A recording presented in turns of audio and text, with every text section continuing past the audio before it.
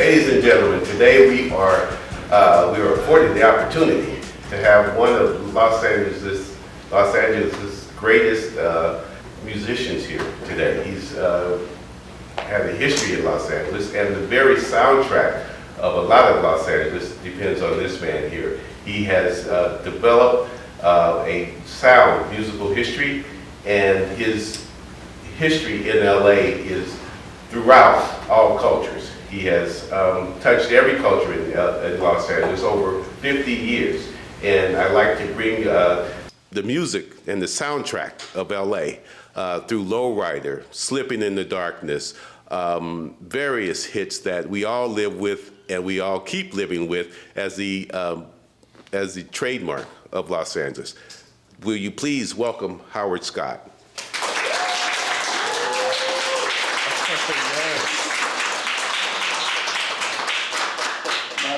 My pleasure. I'm glad to be here. Good. So, Howard, I'd like to talk to you a little bit about, what are you doing now? I know you're still working, doing things musically in various venues and media. So, what are you doing currently? Well, currently I just came from Arlington, Texas. That's where I live. Mm-hmm. We came here to Venice, California to do a video for Playing for a Change. Okay. The song we recorded back in the day, it was called Why Can't We Be Friends, is a song that's so necessary right now for the conditions of the world, because everybody's in the turmoil, we have wars going on, and the message is, why can't we be friends? We asked that question back in the day, so we did a video for Playing for a Change called Why Can't We Be Friends. So it's my jam. It's going to be a worldwide distribution. We sent to several countries, so people can get the message of why can't we be friends. You ask me what I'm doing? I came to Los Angeles to do that, and I've been in Texas for so many years. It's like I've been exiled to Texas from California. I grew up here in Compton, California, actually. Right. So my band started in Compton, but I haven't been here for a lot of years. So I came here to do the Why Can't We Be Friends, and that's with the Lowrider Band. Howard Scott, Harold Brown, legendary Lee Oscar, and Lance. So all original members. All original members. We call ourselves the Lowrider Band right now. So that's who came to Los Angeles. Okay, great. How many of you guys know about War from back then? Raise your hand. We all know. We love War. And thank you so much for the work that you've done. The group I grew up with, played with all the time, was War. And we came up with this thing, 3 fingers and a smile. That's the War thing. But yeah, I started the band War back in the 70s. We started off with a gentleman by the name of Eric Burden. We played with Eric Burden. He was a lead singer for the Animals. Remember the Animals? Anybody? They had a song called House of the Rising Sun, which is like a big hit in the United States. But when he came to the United States as a star from England, he got with a bunch of guys from Compton, California, Long Beach, and we call ourselves Eric Burden and War. Yeah. Shout out to Compton, and Compton's back on the map with Kendrick Lamar. It's it's worldwide news. And then at Easy, they got a street out in Compton called Easy Avenue. So that's kind of cool too. But excuse me, I haven't been to Compton in a while, so maybe on my trip here I get to go to Compton. Check it out. Yeah. And let me just say this. I was talking to my dad last night, and he's a huge War fan. And I said, Dad, I'm going to be interviewing, Howard. And he said, well, tell him that when he did Slipping in the Darkness, and that was your song, right? I wrote that song. You wrote it. He said, I was on my way to LA. I was in my lowrider cruising down the 101. So you literally, like Warren said, have been the soundtrack of California. Yeah, we came up with this thing like Slipping in the Darkness, Lowrider, Why Can't We Be Friends? Me and Baby Brother came up with songs like that. And coming out of Southern California, we just had a sound with the percussion and, just being in Southern California, the whole Latin thing we picked up. I have to tell you this story. Out in Compton, we had a street called Compton Boulevard. So all the brothers lived on this side, right? We had black folks on this side. We played rock, funk music. On the other side of the street was 155, where all the Mexicanos lived, right? And what kept us together was we just crossed that street with music. So we'd go over to the Mexican side and get that beat and start playing that music, right? So when we come back over to our side, we put it together. And that's how War got that funky sound, the LA sound, the Compton sound, the Southern California sound. All right. All right. Hey, I know, yes. And the one story you've once told me, and it amazes me that you were with Jimi Hendrix, and you played with Jimi Hendrix the night he actually died. That story is amazing. I don't know if we have time to go in that today, but that was, you were one of the last people to see Jimi Hendrix alive. Tell me how much time do we have? Oh, okay. Let's go into it. Go ahead. This is a great story. I met Jimi Hendrix like several times, so I knew him. And we were on tour with Eric Burden and War in London. We played a club called Ronnie Scott's Club. It was a real funky club everybody went to. And we were playing Ronnie Scott's, and Jimi Hendrix came in, and I saw him walking down the aisle with his Strat. So It's a guitar. That's a guitar, right? I took my I took my guitar out the amplifier. I said, "I'm out of here." This is the number one guitar player in the whole world was coming up, and I said, "I'm out of here." I grabbed my guitar and I'm leaving.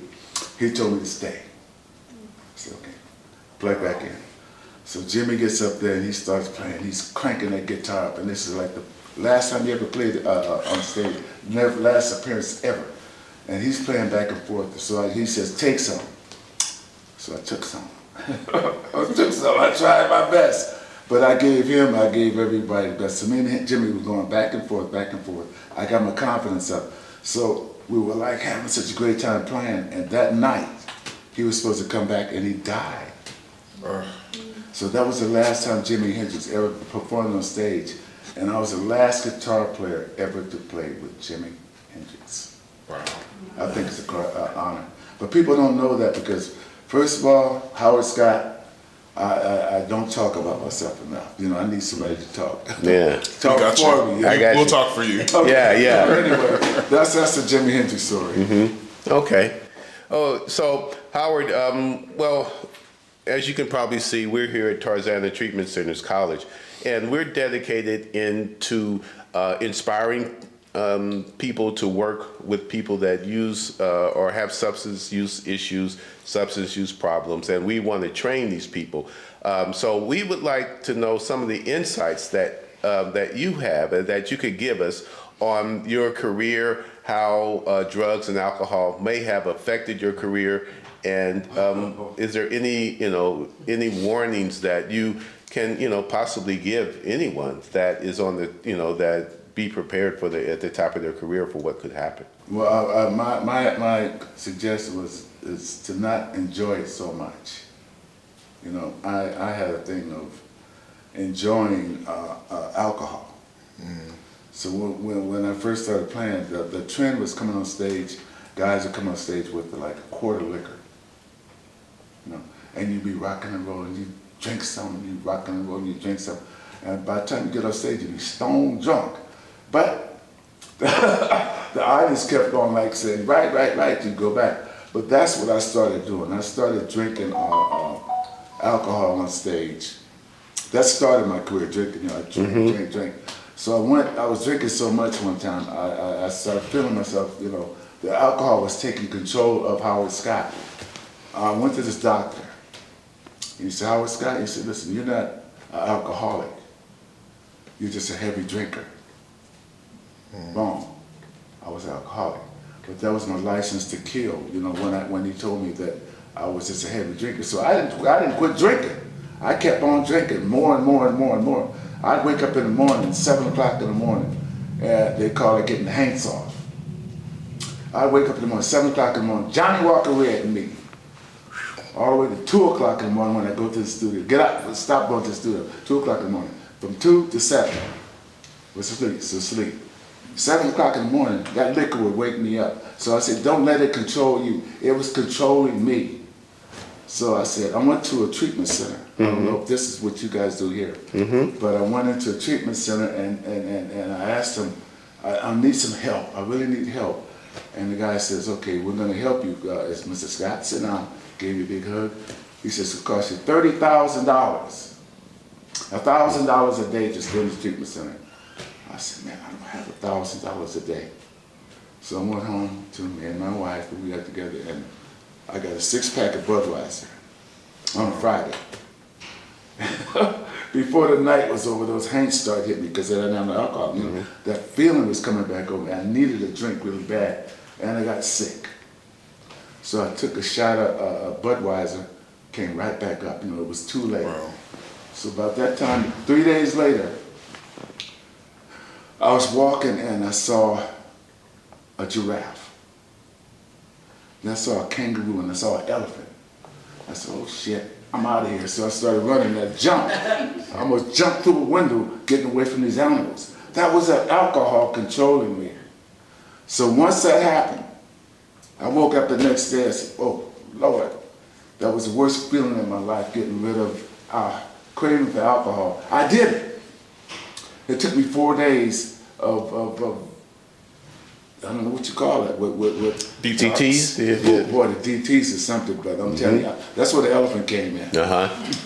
And the kangaroo. But that was the DTs coming in, so I got rid of that. And I have to say, the first day after a tour after, I went to Guam, and they had this spread out there, but every drink in the world you could have. And I just got through going through the DTs, and here's all this alcohol in front of me. I said, oh, brother, I gotta have one of those. But I fought the feeling, I didn't do it. So that's how I got rid of the whole thing of alcohol. It was hard. I couldn't afford the treatment center, so you know that was back in the day.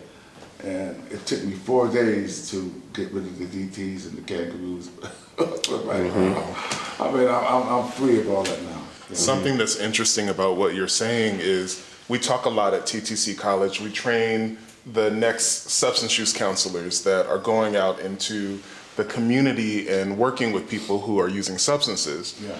And when you talk about not being able to afford treatment, this is something that these barriers to treatment, particularly in the Black and brown communities, still exist, where it's really hard to get into good treatment. And so the blessing with Tarzana Treatment Centers is we're all over California and we treat people. And what the big question for me, your contemporaries at the time when you guys were, you know, dominating the charts, we're talking about you're on the charts with Aretha Franklin, you're on the charts with the Beatles, you're on the charts with Carlos Santana and the Jackson 5.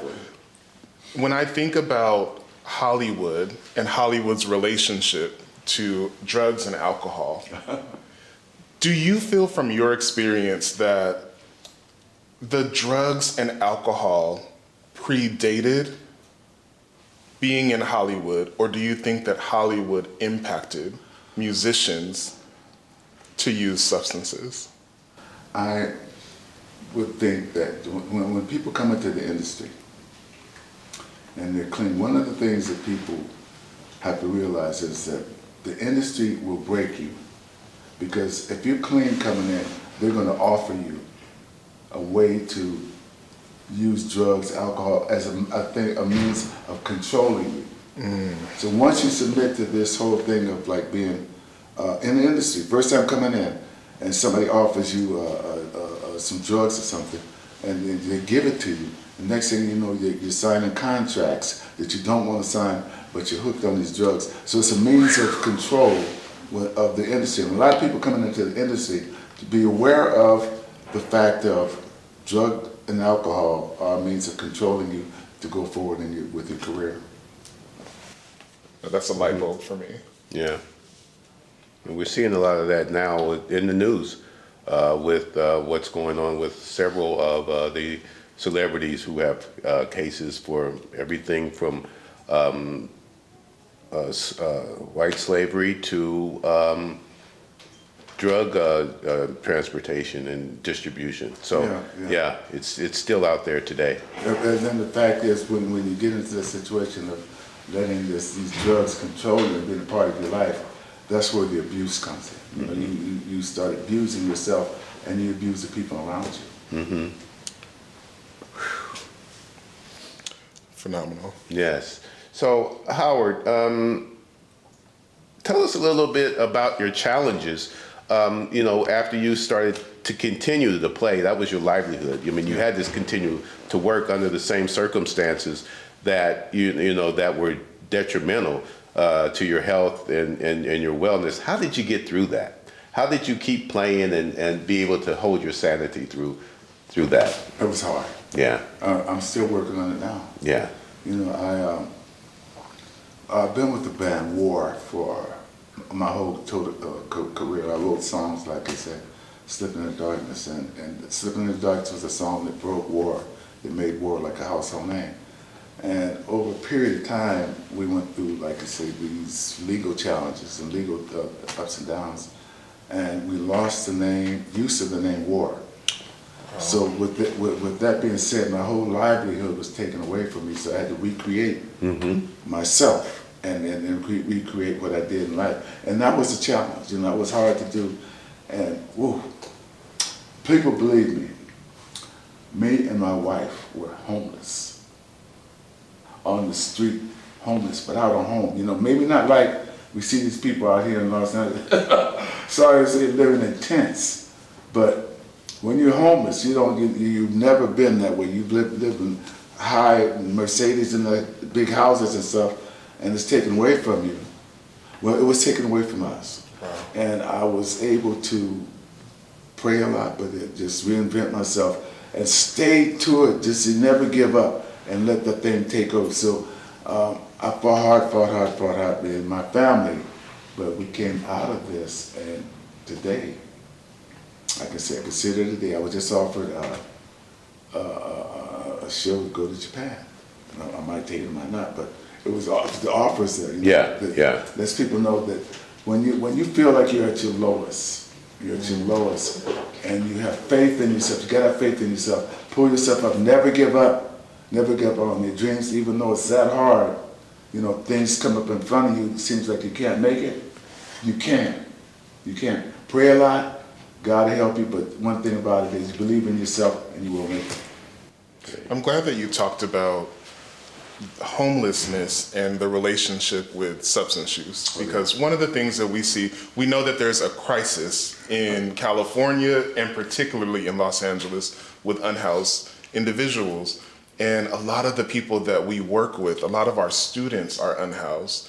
Do you have any advice for people who have fallen into that same situation? There's a drug that's going around right now that I've seen for the first time here in California. It's called fentanyl. Fentanyl. Yeah. I've seen. It's frightening to see people on the street that are so drugged out. Their whole bodies have just slumped to the ground. Mm-hmm. And I'm looking at that right there. This is almost hopelessness. How do y'all folks right here are the soldiers to get out there and fight for this right here, because in order to get these people straight, in order to get their mind straight, it's going to take somebody to go out there and help them and pull them people from out of the street, because they don't know that they're so hopelessly gone. I've never seen people so low and drugged out and given up. So something has to happen to help these people. You have to help them.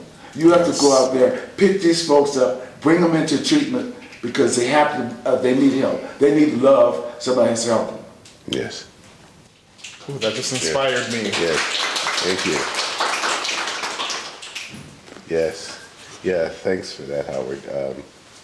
Now, your transition through and your recovery and your ongoing recovery.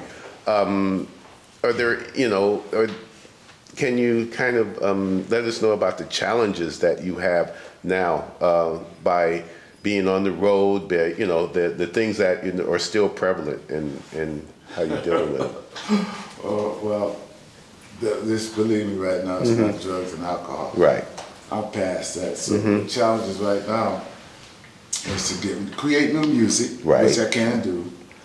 Create a new audience, which I'm doing today, because I think I got a new audience here today. Absolutely. Yeah. Gen Z, millennials, Generation Alpha, we love you guys. Well, I'm reaching out to a new audience, and that's something. I think I've written the kind of music right now that will touch people. But one song that I say that will always be my signature song that we need right now is a song called Why Can't We Be Friends?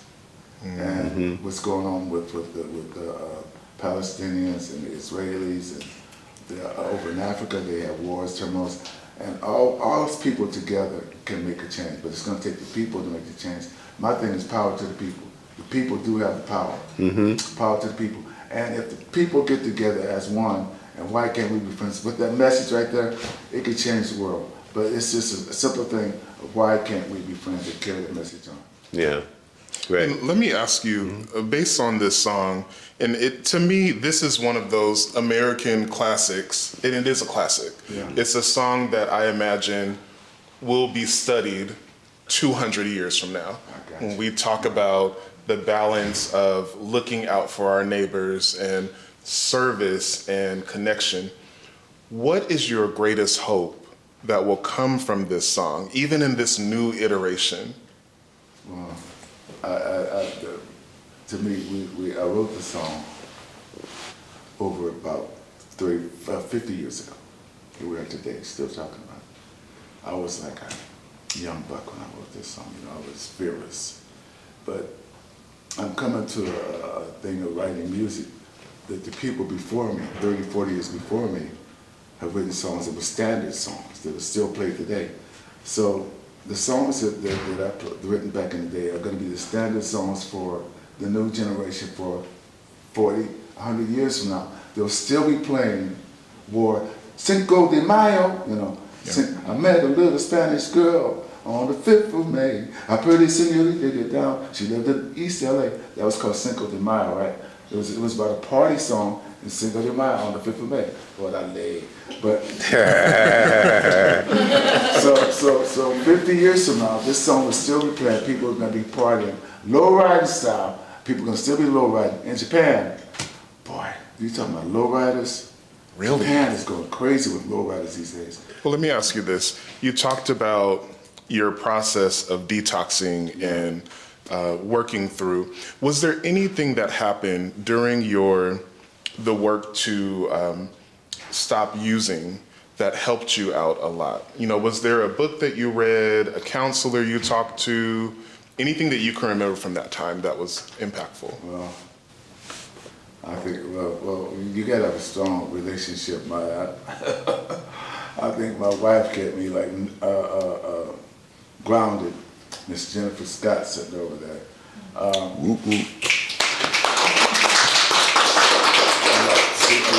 So people offered me some things, that were going to be detrimental to probably my future, but she kept pulling me back, saying, this is unrealistic. You remember I told you how they offer you things in the industry, but the offers start coming in, to go back and start doing things, and they were so lucrative that I wanted to do this because I've been kicked to the ground, but she kept me from going back and doing things. Probably if I don't went back, I wouldn't be here today. Yeah. And it's so easy for you to sit back and realize that, death is quick. Yeah. Yes, it is. And then I would have been there. I've been gone. Wouldn't be able to talk to you today. Right. Why don't we open it up now? We'd love for you all to Anybody be have able any to ask some questions and get some wonderful feedback. I know the people online can't necessarily see you guys, but they can definitely hear you. Hi, Mr. Howard. So first of all, I want to say thank you so much for coming today. Just hearing more about your story and how your experience with music and your experience in recovery sort of tie together is something that has been really interesting. And so I have a specific question about when you mentioned that you wanted to go into a treatment center, and you specifically talked about how it was like $1,000 a day, $30,000 for a month of treatment. And so my question for you is, how do you think your journey in recovery would have been different had these services been accessible to you and your family? For me personally, I think it would have probably been too easy. I wouldn't be able to feel the pain of every day going through withdrawals and going and having the DTs. Detox, yeah.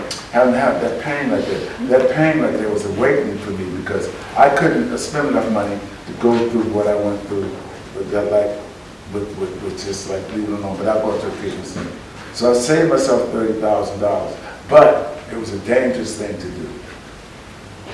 From your career, anyone in particular that you think needs to be mentioned as somebody that you look up to, that you looked up to, whether past or present, that reminded you of, you know, somebody who was really progressive and, you know, trying not to get caught up in drugs and alcohol? I would think what comes to mind would be Bob Marley. Hey, Marley. Yeah, Bob Marley, Power to the People. We were doing a tour with Bob Marley and the Wailers.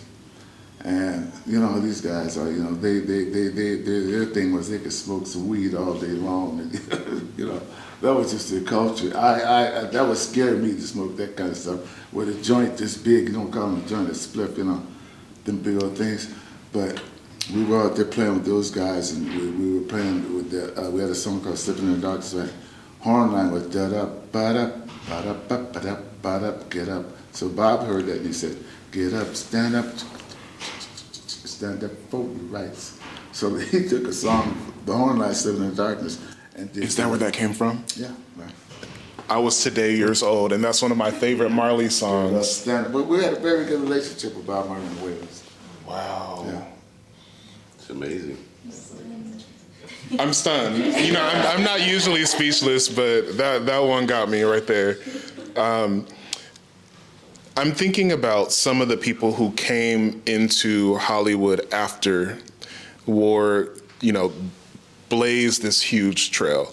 And for the millennial generation, we lost our big icons really early from substance use. And so that was Michael Jackson, Whitney Houston, Prince. Right. These are people who were like our biggest icons. How did you feel watching people who looked up to you, who listened to your music when they were kids, struggle in the industry with substance use? I was so honored that Michael Jackson did one of my songs. People don't understand why Michael Jackson did one of my songs. I had a kind of special relationship with Michael Jackson, very, very, very respectful. And when he, you say like substance abuse, it might have been an accident or whatever, but however, what was the drug he used? You know what, it was an opioid. Propofol. Yeah, whatever that was that took him out, it saddened me because like, it was just something that was an accident, but for the people, seemed like in the height of their career, like Prince, he had so much more to give to the world. And he accidentally took some drugs that took him out. So the thing about drugs is it doesn't make any difference. If you're under control, you're never in control of drugs, they control you. And your life, you're putting your life on the line. So people that, like even Jimi Hendrix. Mm-hmm. Yes. He's at the height of his career and he makes a mistake, but he's in control of these drugs. No, he's never in control of drugs. So like I said, back to the soldiers, the people that's out there helping, you know, the people get well. I strongly suggest that I give props to you for going out there and doing this job. It's so necessary. We're talking about people that are having reached their potential. They can reach their potential, but you can be the ones that help a person, one person. If you help one person, you fulfill your job. Two, well, you're amazing. If you get a group of people together, I'm seeing how you can get out there and make a change in the world. So the person that you help could be the next Prince, could be the next Michael Jackson, could be the next President of the United States. You're doing something so worthy, so necessary that, you, like I said, you guys are the foot soldiers. Get out there and do some work. Let me ask you this, and you know, this is a very serious question, but you know, you're from the West Coast. Yeah. Are you feeling more Kendrick Lamar or Drake? Why would you ask? Man, it's all Kendrick Lamar.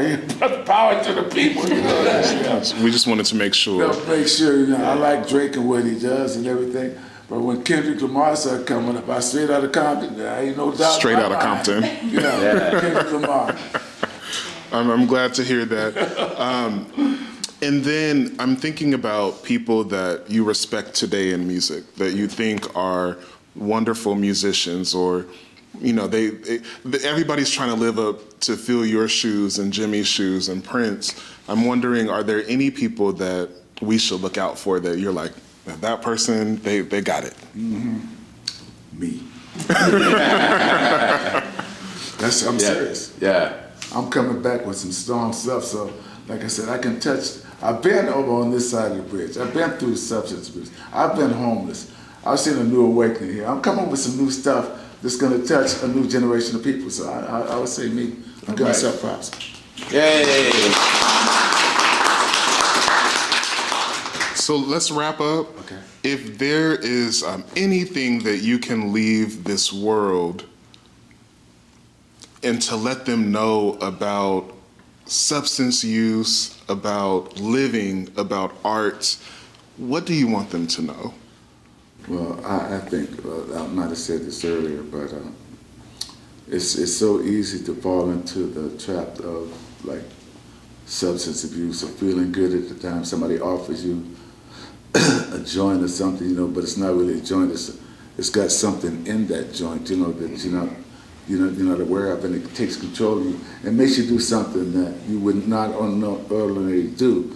So my thing is, leave the drugs alone. I mean, it's so hard to do sometimes when somebody offers you to it, but just, you know, don't do it. It's just try. And I want to take a moment and say, on behalf of TTC College, you know, we're a small medical school in Los Angeles, and we specialize in behavioral health, but we have a heart for the community. So what you're talking about, that is what we're looking to do. Yeah. We thank you for not only your excellence in music, your excellence in entertainment, but for being an excellent human being. I appreciate that, sir. We need more people like you. And we are fans. We are going to continue to listen to your music. We'll be playing it at our graduation, and you know, we'll make sure our students know what's going on. But thank you so much for being a great representation. It's my pleasure, sir. Thank you so much, Howard. Thank you, my pleasure. All right.